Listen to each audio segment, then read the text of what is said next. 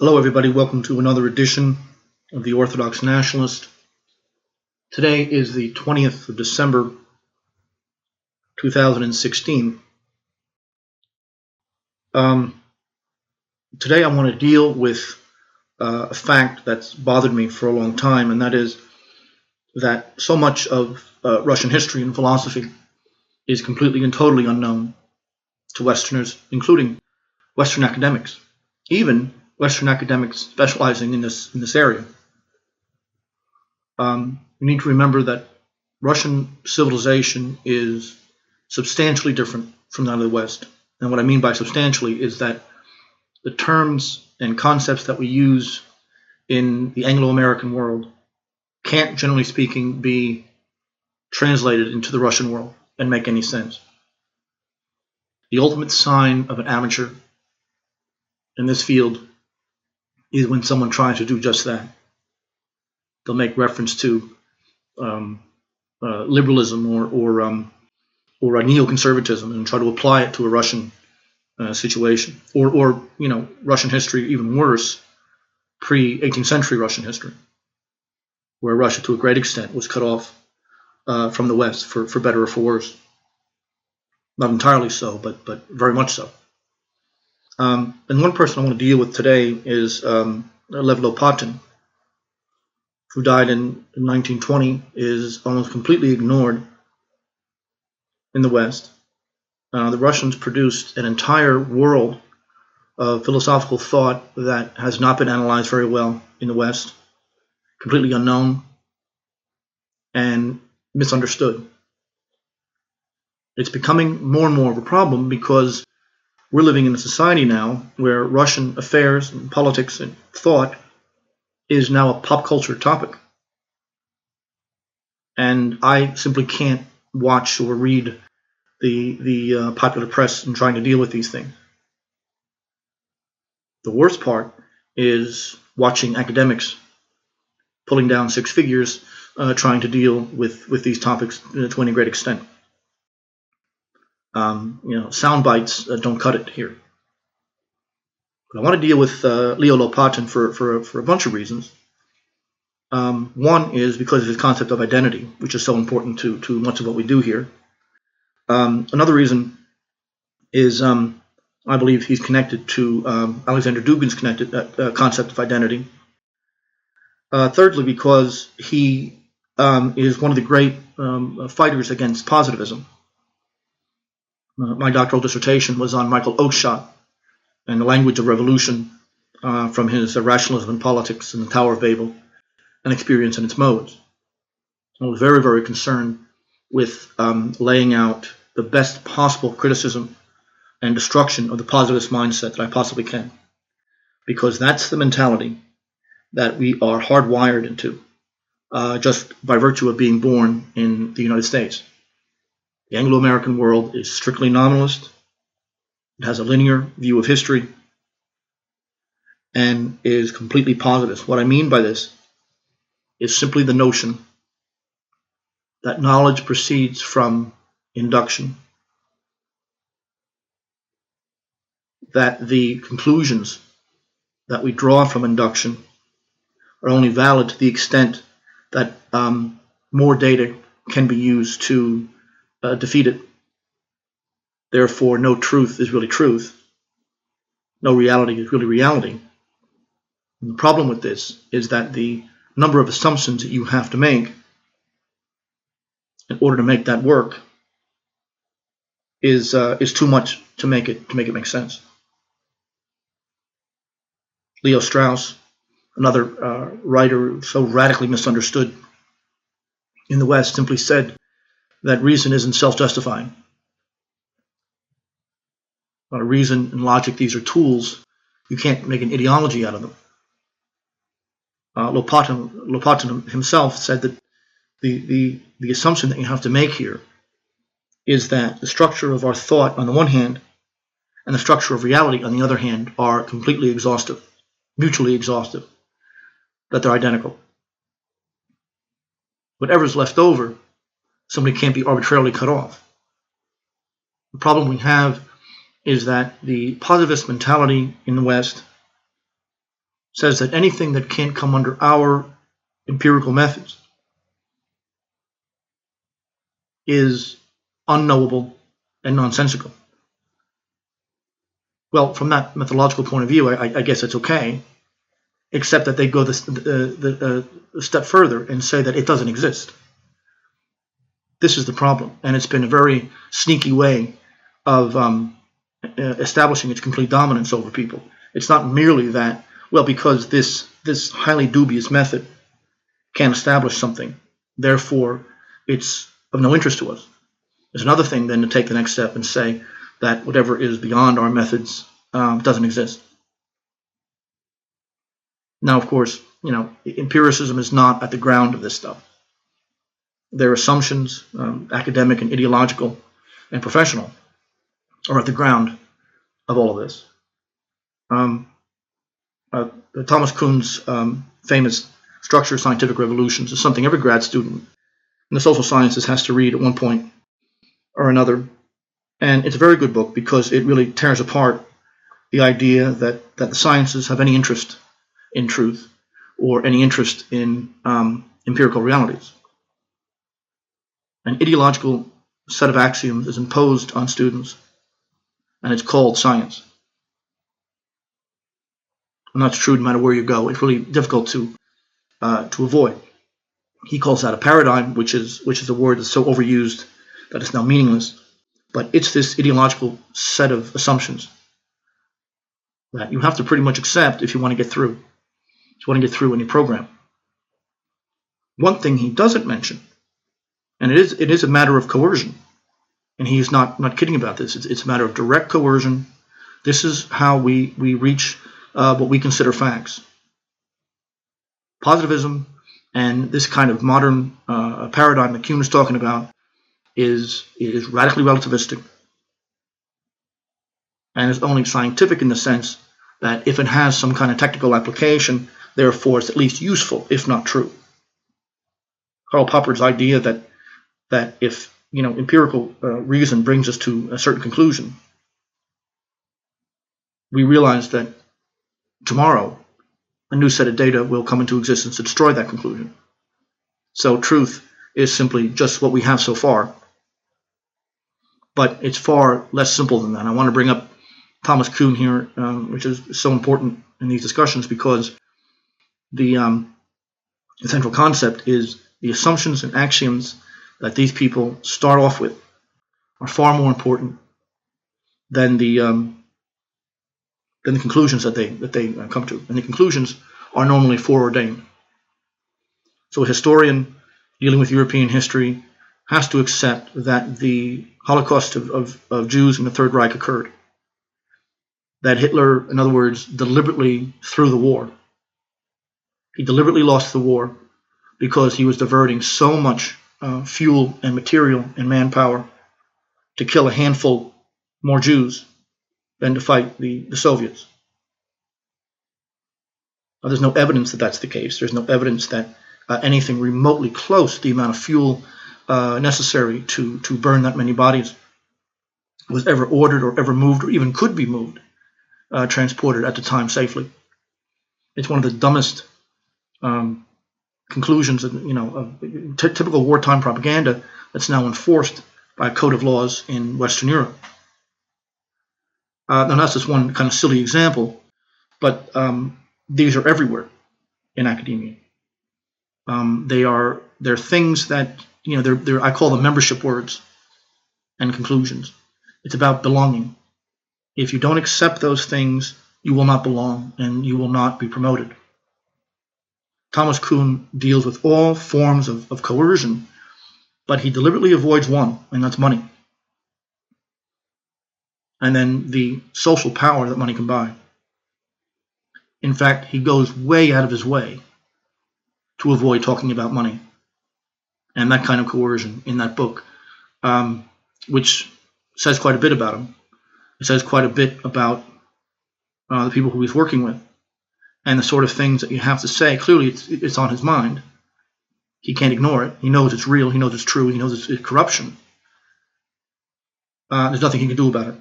He can't talk about it too much because then it's one thing to to criticize any claim to truth. It's another thing to say that this claim to truth is bought. So Lopatin is, in Russia anyway, the foundation of the criticism against the positivist mentality, this kind of empiricist, really simplistic, baseless assumption of the empirical method, and is a pretty radical idealist.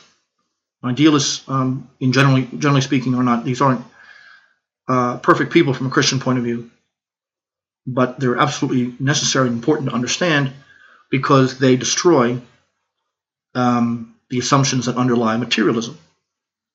Materialism and nominalism, by the way, are two pretty radical assumptions that positivists make in their system, where they claim that they don't make any assumptions. An anomalist can't be a materialist because materialism is a universal. So these concepts are destructive. They're designed to destroy any connection between God and man, between heaven and earth, or even mind and thought. They're not constructive. Something else, some other ideology, some kind of other sort of set of institutions will come and rebuild that. But this sort of thing is strictly destructive. It's like Marxism. As I've said before on this show, it's very curious to me that Karl Marx never, ever, ever talks about what his future society is going to be about, what it's going to look like, how it's going to be structured. He never says that. He's the only political theorist in the history of political theory that doesn't talk about what his ideal society would look like. He has a few paragraphs at most in all his writings. And so there's a great degree of falsity here. Karl Marx, who claimed to be a positivist, by the way, he claimed to be the fulfillment of the Enlightenment. He is not anti-modern, he is not anti-Enlightenment whatsoever. He considers himself the fulfillment of it. He considers himself to be purely a scientist, he doesn't make any moral claims at all. You can drag some moral claims out of what he writes, but that wasn't his intention. He claimed to be completely amoral and simply stating the facts as his scientific mind had laid them out. Now we know none of that is true. We know that any of these positivists or nominalist empiricists, for all of their complaint, whether it be about a lack of foundations or a refusal to deal with any kind of dogmatic assumptions, that they are laden with them. They're laden with assumptions, not just of the ideological and financial kind, but of assumptions that are built right into the method itself. I want to make an announcement here. The bishop who spearheaded the attack on me to get me defrocked back in September, Archbishop Joseph Royer, has died. He died suddenly on the 19th, yesterday. He was only 61. I don't know what the details of this. I've not seen an obituary or anything. It was a very sudden death. And despite what he's done, the damage he caused, I ask my supporters to pray for his soul. He may have been wrong, he may have been misguided, he may have been destructive, but he's not evil. And he deserves to be saved just like any of us. Remember that no one thinks that they're the bad guy. No one thinks that they're doing the wrong thing. At the very, very least, it's rationalized. So pray for his soul, the Archbishop Joseph Royer of Edmonton, Canada. I have no idea what happened there, but it's not something to be pleased with whatsoever. And we pray for his soul, and we should pray for his soul from here on in. Okay. The philosophy of Lopatin is important because what we want to do is lay a groundwork. Really what this show has been about for a long time is laying the groundwork for a critique of modern society through the Russian Orthodox tradition. The Russian Orthodox tradition is a critique of modern society. Claiming that Russian Orthodox could be a modern is kind of like saying, an Orangeman in Northern Ireland could be a Catholic. They're defined in such a way that it can't be. It doesn't work. You can mouth the words, but the meanings can't be connected. They're contradictory in their very essence. One of the essential core ideas of the modernist mentality is positivism, the very extreme, almost relativistic, empirical approach to information. That experience under very certain specific conditions, experience within a certain paradigm of thought, which unfortunately they can't avoid, is the only way to get the information necessary for technological advance and progress in any given society. Notice I'm avoiding the word truth because that's not something they believe in. Early on, when people like Francis Bacon, or even John Stuart Mill much later, did believe that truth was possible using this method. That's been abandoned. And one of the reasons it's been abandoned is because of people in the West, but in the East, people like Lopatin, who challenge this notion. And they usually challenge it on the grounds that they're assuming too much. The central core in his thinking is that appearances, phenomena, the things that we perceive are never self-grounding. Russian philosophy is deeply focused on the principle of sufficient reason. He believes in substance, with the capital S, in a similar way to Spinoza. Spinoza is a very valuable philosopher, and it's pretty rare that Christians ever even think about the guy. Michael Hoffman and myself have made different times have made the claim that he was a Christian, secretly. And this is a real reason that he was anathematized. One of the things that Spinoza did was to reject the Talmudic attacks on the Christian faith and Christ personally. But when you look at his philosophy centering around the idea of substance, which he calls God, which in and of itself is not a problem because he's approaching God not as a theologian, not as a penitent, but as a metaphysician. Approaching God that way already has certain limitations that are built into it. You can't go beyond that.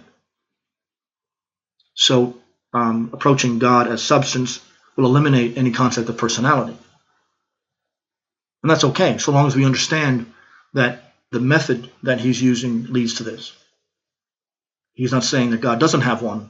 It's just that in using my method, that's not important to us. That will be important to other methods, equally valuable. But from a metaphysical standpoint, substance is God. Substance is the primal unity that existed before time existed. Time comes into existence only because that breaks up into what Plato would call the archetypes. Archetypes are the very first principle. You see this in Plotinus as well. The Neoplatonic movement, even to this day, fragmentation. The concept of with the Spinoza's attributes were Plato's forms. The idea is these things exist only to the extent that human beings can't grasp substance. Substance with a capital S is normally inconceivable, but it can be described in very, very general terms. But even using both of these methods, substance, it's not a theological concept. It can be in other methods, but this is strictly a philosophical and metaphysical idea. Substance is the core of everything. We can't connect subject and predicate unless there's a third thing that joins them both. Substance manifests itself in what the archetypes all have in common. Be the form of the good, the form of the true, the form of the beautiful, the form of justice. What is it that all of those have in common? And that's our little tiny glimpse into what substance is. The goal, the foundation of all science is metaphysics. because a positivist can't function without this laundry list of assumptions. And one of those assumptions is that my logical structure that I'm using to analyze reality is in fact out there, rather than being something that we just impose because it's useful or it makes life easier for us. Substance isn't material, and therefore it's completely free. No appearance is ever substantial. So an appearance phenomenon is very far removed from what substance is, but whenever we perceive something, we have to ground it somewhere. It's not an arbitrary set of ideas. Every thought that we have, every bit of cognition, according to reason anyway, implies the spirit, it implies freedom. If everything were mechanical cause and effect, there would be no reason to believe that something is true, only that something has come into my consciousness at one time. The reality, therefore, is completely psychic. One of the most important, I was just asked recently, how do you begin thinking in orthodox terms? And I've answered this question in different ways in the past, because there's more than one starting point. But the one that I like the most is to say that the world is our projection. The sinner, those steeped in passion, who are unredeemed and who don't know how to repent, don't see the world in the same way that we do. The world is greatly distorted because its passion is interfering with not just their senses, but their cognition as well. Passions, which are almost out of control in most of us, are constantly like an addiction. An addict is always, their perception is only about getting more of whatever it is they're addicted to and justifying it to the world. The world is my projection. The ascetic life is absolutely necessary for us to see the world as it actually is. And in fact, the purpose of the ascetic life is to be able to perceive God's creation. And the ultimate goal there is to find logos, or the presence of substance, and not just appearances, but in the patterns that the human psyche is always finding in the natural order.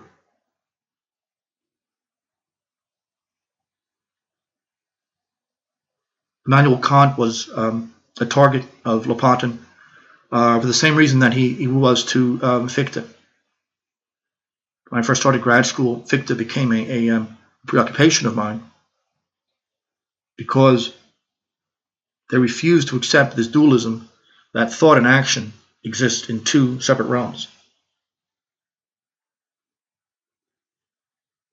And because of that, the existence of that kind of dualism implies relativism. If thought and action are separate, and there is no ground that holds them both together again, then the true and the good are not connected either.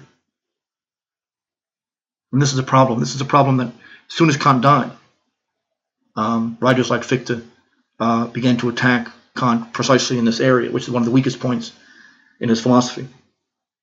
Dualism always implies relativism. The monism of someone like Lopatin says that the ideal truth, substance, exists above all. And no matter what we do, and no matter what our field is, no matter what our endeavor is, our uncovering of substance in what we perceive, what we do, is the goal. That's why he can say that substance, or I should say metaphysics, is the goal of all the sciences. This is another problem with induction. We're not really seeing things.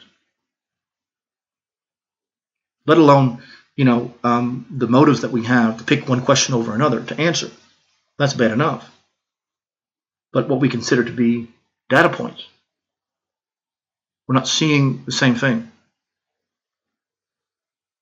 Michael Oakeshott's argument and experience in its modes is that the poetic mind and the economic mind, for example, don't see the same object in the same way. And so what happens to induction? What happens to positivism if that's the case, or even partly the case?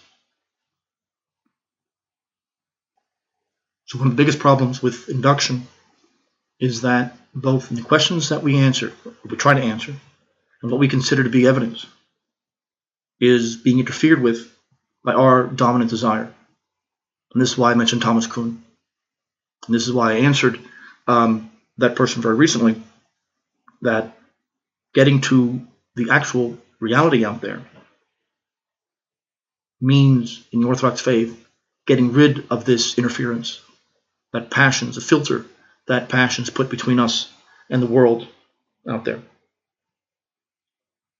So the structure of things here is God is substance, the foundation of all foundations. Plato's archetypes, and we see these again only because of our own limitations. We can't even conceive of what substance would be like. We know it exists. We could deduce it. We could deduce it because we do know something about what the forms are like. And so what these forms have in common, we have a little glimpse into what the substance is, that which is behind all thought.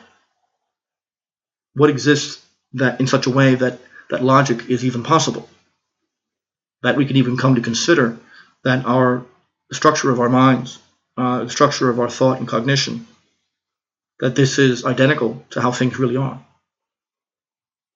There always has to be a third thing to connect, and anything that we do, any end that we may have, any goal that we might have, has to be connected with the truth of the matter. What is this third entity? Substance has to exist, or else everything falls apart. The biggest problem we face is passion, because passion is always interfering with this. So on the one hand, our senses can't tell us the truth, because ultimately, truth comes from our inner states. The world is a proof given, but that's not how we perceive it. On the other hand, logic isn't the truth either, because it's too contingent. Logic is contingent on our passionate drives, the things that Kuhn is talking about, and the foundations that we assume. Not to mention the fact that you can't get away from language. So for all the positivist drivel about trying to be purely exact and absolutely perfectly mathematical, you can't get away from language. When you take even the most strictly positivist statistical courses I had to do in St. Louis, all the way up to the doctoral level, unfortunately, they will go on and on and on about the mathematical methods, and it sounds very impressive, except you learn that it's dependent on how we, as scholars, define the variables. So now you're back to philosophy again. So it makes nice rhetoric to talk about how strictly mathematical they're being and how objective they must be, until the very foundation of it is talked about, and that is, how do we define variables? What is a borderline? What counts as being a member of a class and what doesn't? Now we're back to philosophy. We're not in the hard sciences anymore, and that's no different from any of the sciences, actually. The empirical world shows us certain patterns, but without a ground, we don't know if those patterns are true. We don't know if those patterns are something that we want to see or that really are out there. Remember, the human person only sees a tiny percentage of existence, a small percentage of the light spectrum where we can see, because of so many biases and the way we lead our lives, how we eat, how our brain chemistry is affected by our environment. We're seeing a minuscule proportion of what's actually out there.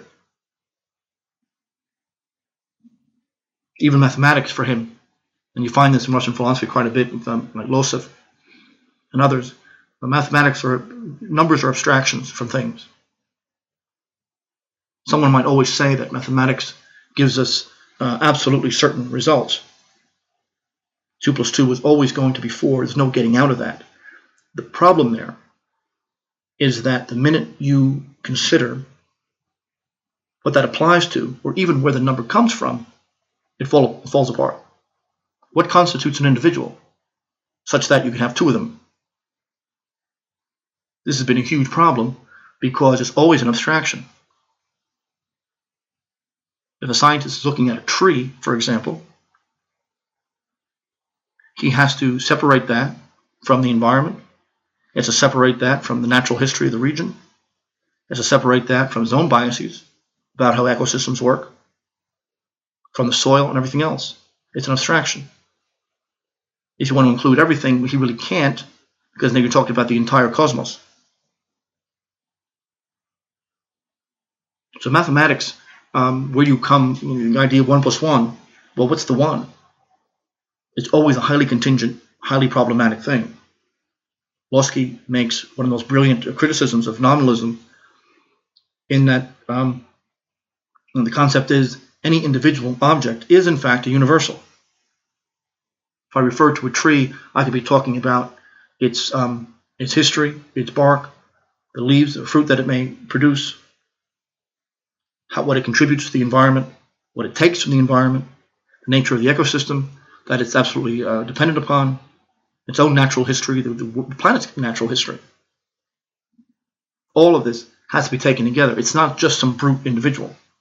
That is completely arbitrary for any nominalist to say that universals don't exist, they're only words, when in fact everything they point to, every individual object, is in fact a universal. Mathematics is an abstraction from experience. One of the reasons we know this is because it's too perfect.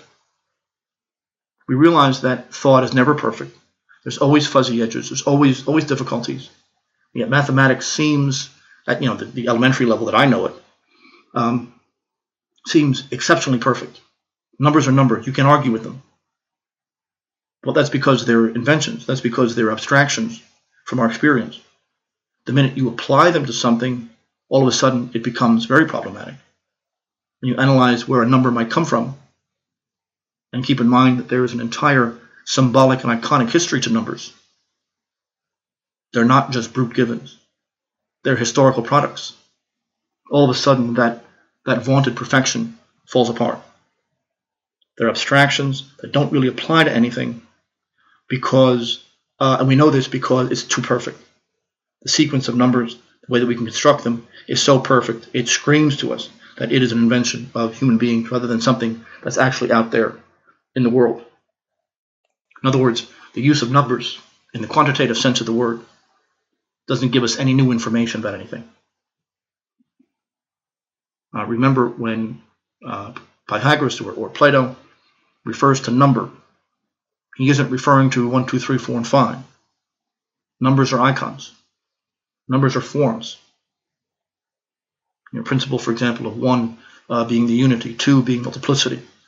How our fallen state can't see substance, and therefore we could only see separate aspects of it, as Spinoza would call the attributes, and really we'd be calling the modes. The concept of multiplicity isn't just the number 2. The idea there is the fact that we simply can't conceive of the 1. We know that the 1 exists because for there to be multiplicity, there has to be a foundation for it. If you reject that idea, you have to believe that things simply are random occurrences, in which case there is no truth at all. Nietzsche wins, it's only the will to power. But if that's true, the problem with the will to power, of course, is that you might accept it, because it makes you sound radical, except that when it's used against you, you have no right to complain. The problem with the ideological conception of self-interest, egocentrism, the problem with it is that when that ideology is imposed on a society and you are permitted to pursue your own self-interest, well, when you are harmed, damaged by someone more powerful than you pursuing their self-interest, you have no place to stand. You have to tolerate it. You have to accept it. The problem with egocentrism as an ideology, among other things, is that whenever that kind of free market ideology is imposed on a society, like in Russia in 1990-91, there are people who are already powerful, The idea of perfect competition in Adam Smith only works if everyone's the same. It's identical to a state of nature theory. It's a thought experiment only. It's not meant to be imposed on a society. Because at any given time, you have a ruling class that will be able to take advantage of market signals far more effectively than anybody else. So it will be just nothing more than a rationalization of power that will get even greater and greater. People who are able to charge rents, people who have access to the state, access to resources already, then simply use it to further their own power, which is exactly what happened in Russia and Ukraine, and just shows you the stupidity, the arrogance of Harvard University and State Department and American conservatives and liberals who were identical at the time, saying that this is what Russia needs, because they're thinking in these abstract terms, not in terms of reality. They're thinking in ideological terms, not in what's actually out there.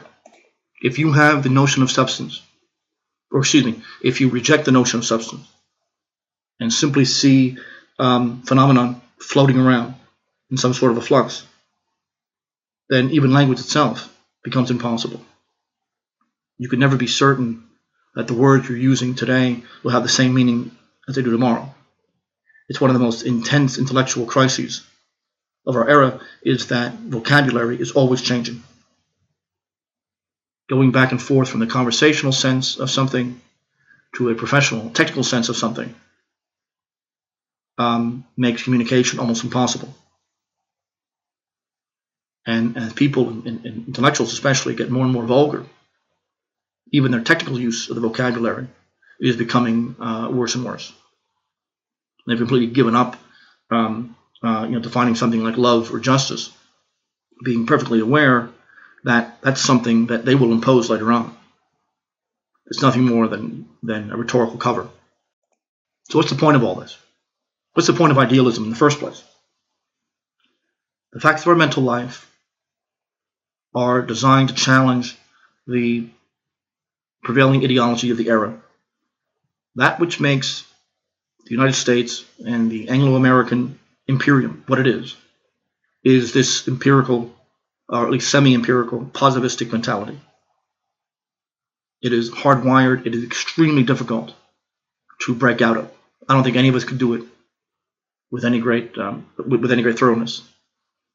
And one of the reasons we become hermits and we go, isolate ourselves is because we're trying to break out of this thought process. Hardwiring is just that. It's not just the function of our brains. It's the foundation for the function of our brains. And that's nobody's fault. I can't help it that I was born in 1971 and not in 1071. But all thought, all action, really, our mental life is typified primarily by the desire to find the substantial ground to everything, without doubt and without question. The purpose of our mental life is to manifest the truth. The purpose of language is to manifest the truth.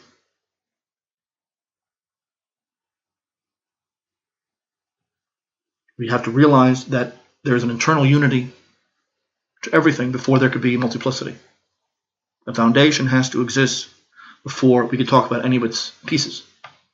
The whole has to exist first.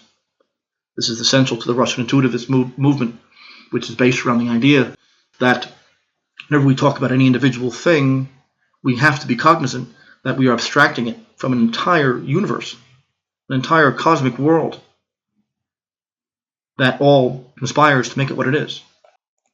Any object, anything, is in fact a unity. Look at a tree, and it's a collection of a lot of different things, from the number of molecules and chemicals that it's made from, and how it functions, what it gives, what it takes, all of this. It's not an object. It's a series of objects. And we call it this, so it's automatically a universal. It's very elementary criticism, but sometimes it doesn't occur to philosophy professors when they're talking about what nominalism is, what individualism is. The line between our own individuality as people and the influences of the society around us is extremely blurry. Same thing could be said for nations. You can't have meaning, though, without unity. We refer to an object You have to be just as that and nothing else, nothing more, nothing less. And only then can we give it a definition. The biggest problem we have in epistemology right now is the fact that language has been completely removed from its referent. It exists in a world totally of its own. Now, if language can create the world, if the world is structured because we define it in a certain way, and we describe it in a certain way, linguistically speaking, that means whoever controls the language controls the nature of reality.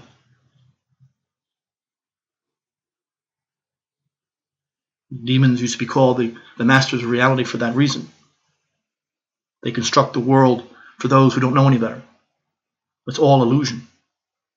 Whether it be for the addict, in old definitions of the word addict, whether it be a lust for power or women, money, or some sort of a drug or something like this,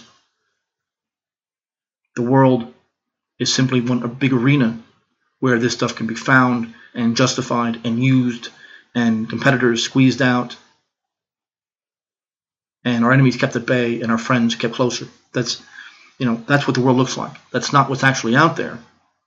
But any disorder imposes itself on to the outside world. That really blows empiricism out of the water. One of the reasons that this is important is that our own selfhood is one of these objects. The famous Cartesian formula goes a lot farther than what even Descartes had understood. People like Macrocus and many others made the argument that the number of deductions that come from the "I think, therefore I am" slogan is substantial. One of the things that comes from it is that we know that our consciousness, our selfhood, is a single unity.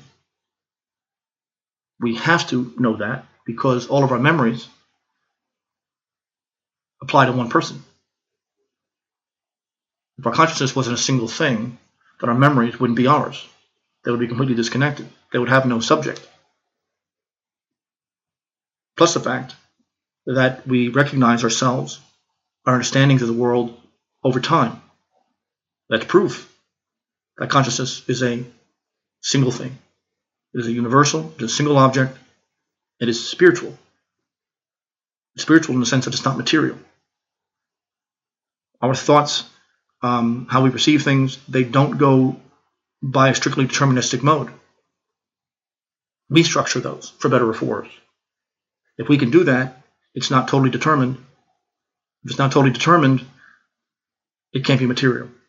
Therefore, it's the foundation of spiritual life. And we know it immediately, not through concepts.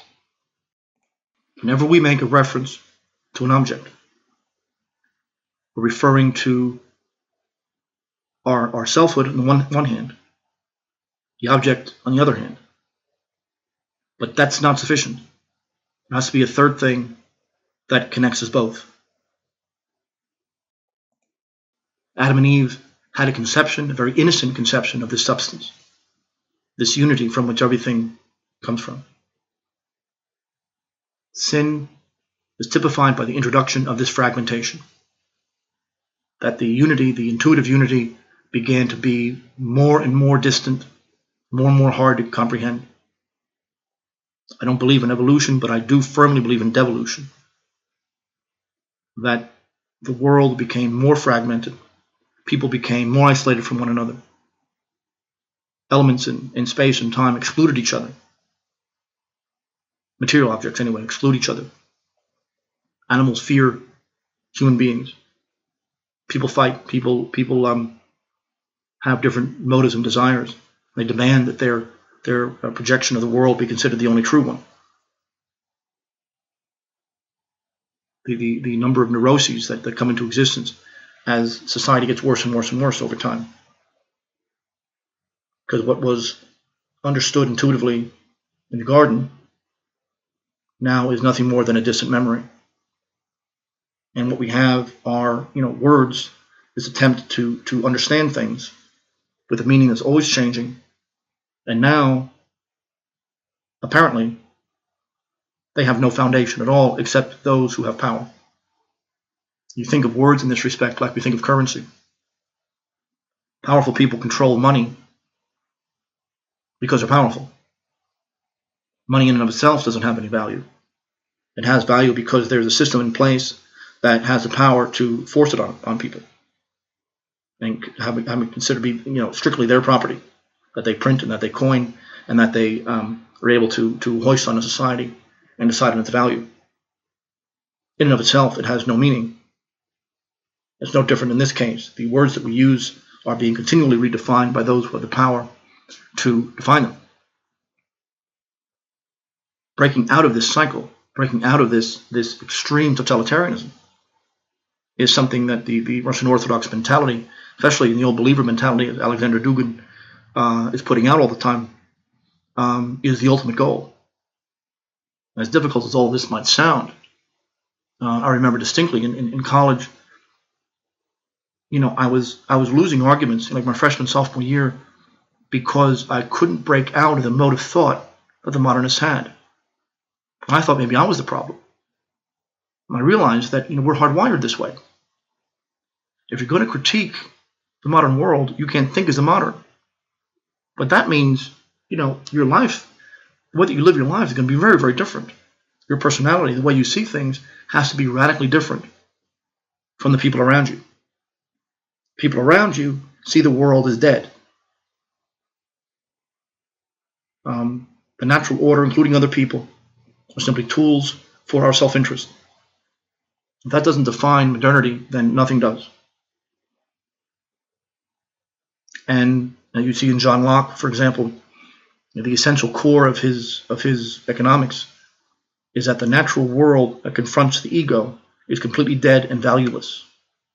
It only has value when this mysterious rational capacity that humans have is imposed upon it. Then it creates things. The civilizations that come from the use of reason, only that has value, but nothing in and of itself. Therefore, the only thing that has value at all is human reason, although in an oligarchic society, it's those who control the nature of reality. If you can control the nature of reality through defining words, then you control reason and logic. What's considered logical isn't really what's true. It's what conforms to a set of presuppositions. And one of the reasons I go through all of this is because, if you haven't noticed, we're slowly becoming concerned with identity. In 2016, we come to the end of this year. Identity is essential. We live in a society where if you are white, you are not permitted to have an identity. Other races have really a kind of a made-up culture imposed on them by white intellectuals in the universities. It doesn't mean they don't actually have one. Certainly not the one that they're learning about in college, though. Whites have none whatsoever, or at least nothing to be proud of. Destroying the identity of people means to destroy their self-esteem. And if their self-esteem, their sense of personhood is destroyed, then they'll be your slaves forever. The ultimate goal is abulia. Abulia is not just this lack of will or lethargy. It is that. But it's a lethargy that comes from the lack of motive. That there is no meaning in the world, there is no purpose to things, and therefore, why should I work other than to stave off starvation if nothing has any lasting value? Nothing can have any lasting or any value if there is no meaning that's inherent in creation. Unfortunately, the modernists can't get away from this problem. If the outside world is dead, something that could only be constructed through human reason, that's really just another way of saying, it's really a mystification. What they mean to say is that those who are powerful enough to hoist their concept of the world onto a whole society, they and they alone decide what's real. It's the ultimate conception of the will to power. This is why Nietzsche is so extremely important. But the focus of Friedrich Nietzsche is, if you could put together a systematic metaphysics with him, which is hard to do, you have to start off with the idea of the flux. The idea of the flux can be found in the Kabbalah, the Ein Sof, their conception of God, which isn't really anything. It's the very same flux that the elite can then impose their will upon. If there's no substance, then your identity can't be plugged into anything. You have nowhere to stand if your sense of self is taken away from you. Because if there is no stable meaning and there is no substance, there is no foundation, then anything you believe about yourself is equally right or wrong with anything else. Identity politics is about how a powerful group of people, a handful of people who run academia, who run the press, who run the major corporations, and certainly the ad agencies and entertainment, this pagan pantheon of celebrities, is simply how they define it. Beyond that, there isn't anything. The American black identity, for example, is largely the creation of the Time Warner boardroom. They created rap music and certain types of black clothing and behavioral norms and everything else that comes from corporations. Nothing to do with the traditions of blacks in America. It has nothing to do with the traditions of blacks in Africa. The very fact that they use the word Africa as if it's a comprehensible thing shows you how absurd it is. The black culture is nothing more than the creation of the Jewish corporate elite. Every bit of it has been hoisted upon them. And this is one of the central ideas of Louis Farrakhan, the Nation of Islam. He has the same problem we do in the sense that he's trying to break out of this fake, artificial imposition of an identity onto a group of people, black people in this case. It doesn't exist. But to say that doesn't mean that they don't have an identity. They do. Now, Alexander Dugin is very useful here. He has three sorts of identity that plug in perfectly with what we're talking about in terms of Lopatin's theory of the self. The first idea is diffused identity. This is a very vague, really insignificant, inchoate sense of self. At best, it's symbolic. It has no real impact on how we live our lives. It's sort of like how white people view ethnicity in America. Irishmen really just, they get drunk on St. Patrick's Day. That's pretty much it, though. It has no connection to who they really are. It's diffused identity is a meaningless identity. It's not an identity at all. But the second type is the extreme. And this is when we rebel against this. And we go too far in the other direction. And we seek to impose this strictly rigid ideological conception of who we are onto what we think is this flux of falsity. It's empty. And this is an ideologue. It's a definition of paranoia, where the world has to change to conform to our concepts rather than the other way around. It's an excess of reason, paranoia, an excess of the rational faculty, which is the very definition of panlogism, and the idea that there is no distinction between how we think, the structure of our cognition on the one hand, and the external world on the other.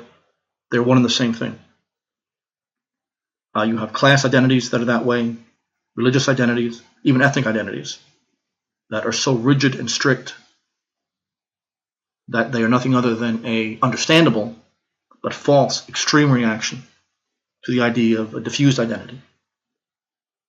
The third is the good one. The two bad ones, and the third is a good one. And that is a deep identity in Dugin's thinking. This is legitimate in the sense that it's organic and verifiable.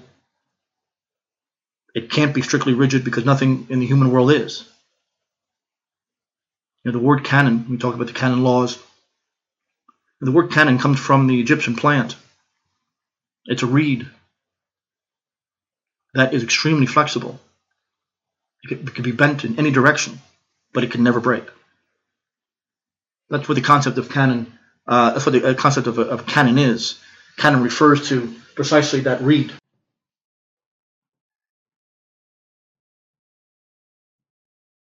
This is what we're talking about here. It's flexible. It always has fuzzy edges, like everything we do, even numbers. It's the foundation of our thinking. It's a foundation of logic that has a defensible connection to substance. It's substantial in that it holds all our actions together and makes sense out of the society around us completely. The real payoff here is Dugin's conception of what an American is. Using all of these ideas, we find out that the American has no identity. It is pure diffusion. The argument that Dugin makes here is that the American is modern and now postmodern. There was never a non-modern part to America. America didn't become modern. It was actually created that way. The individualism and egocentrism, at least since the 19th century, has been the diffused idea of the American concept. That's not an identity, that's the negation of an identity. Liberalism, liberalism can be considered an identity, as could, cosmopolitanism, capitalism. These things, they're not as abstract as sometimes I like to think of them. They do have many presuppositions about the world, about morals, about the purpose of our lives.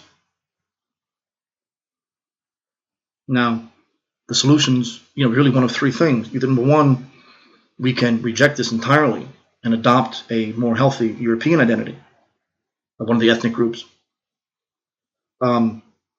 We can become Protestants and just make divine this fragmentation that the American life is based on. Or, finally, to focus entirely on egocentrism. And there, Alexander Dugin makes reference to Seraphim Rose. My opinion, my personal opinion, is that we have to take the first one. Seraphim Rose and myself, we have found a home in the Russian Orthodox world. There is no home in the American world because the modern world is an attempt to destroy foundationalism. There are no foundations in modernity. Now, one point of disagreement might be places like the American South, you have a pre-modern English identity there.